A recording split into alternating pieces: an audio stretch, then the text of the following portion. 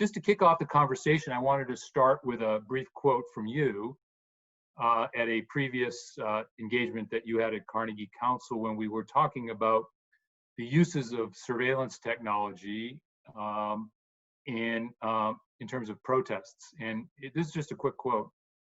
"Surely there were times in history when protesters, who have every right to do what they were doing, were referred to by authorities as thugs. And we should be very glad that those authorities did not, in every case, have access to technologies like this," meaning the surveillance technologies, "that would allow them to act on those beliefs. We have controls in place for this very reason." So I wonder if you could just kind of pick up on that and to talk a little bit about sort of ethical principles in terms of how they govern the use of new technologies in the surveillance space and also then moving into the AI space. Sure. Thank you, Joel. And it's wonderful to be here and to be chatting with you again. And I'm so glad that I can be a part of the Carnegie Council to engage in precisely these types of discussions. Over the last few days, I've been spending a lot of time thinking about the present situation and how it relates to these topics. And there's a connection on two planes. The quote that you read out,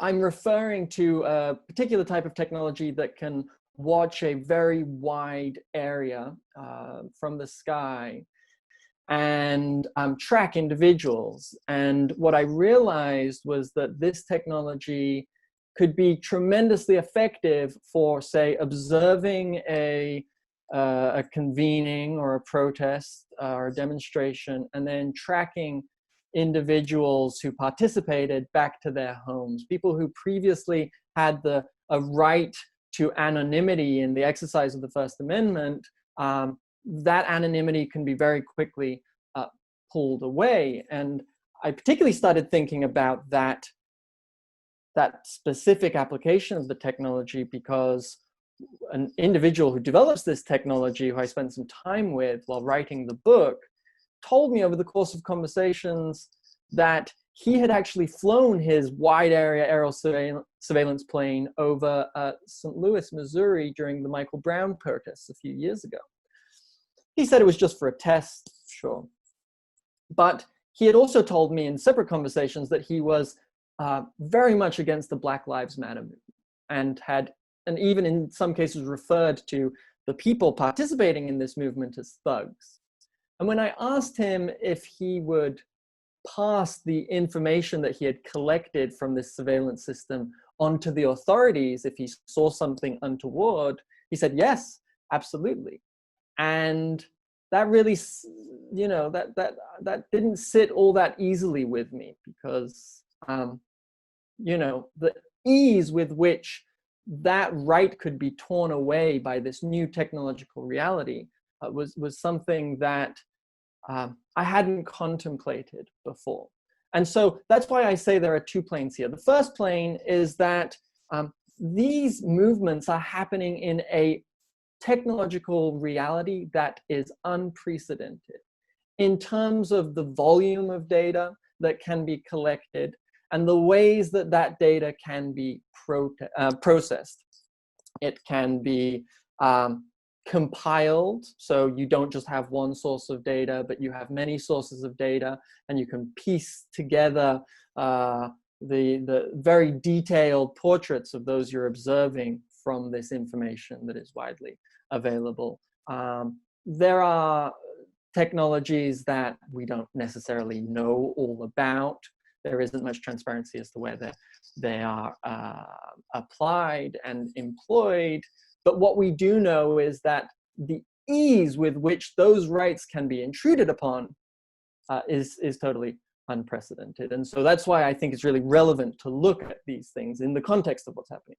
But the second plane of thought that comes to me around what's going on is that this present situation shows to us just how profoundly far behind in the striving for equality we actually are, that society remains profoundly unequal and unfair, and that those inequalities are systemic and they can't just be sort of pasted over. And when these technologies emerge in the context of a systemically unequal society, then all the more care is needed to ensure that abuses don't happen, because these technologies, as I said a few minutes ago, so easily lend themselves to those kinds of abuses, and because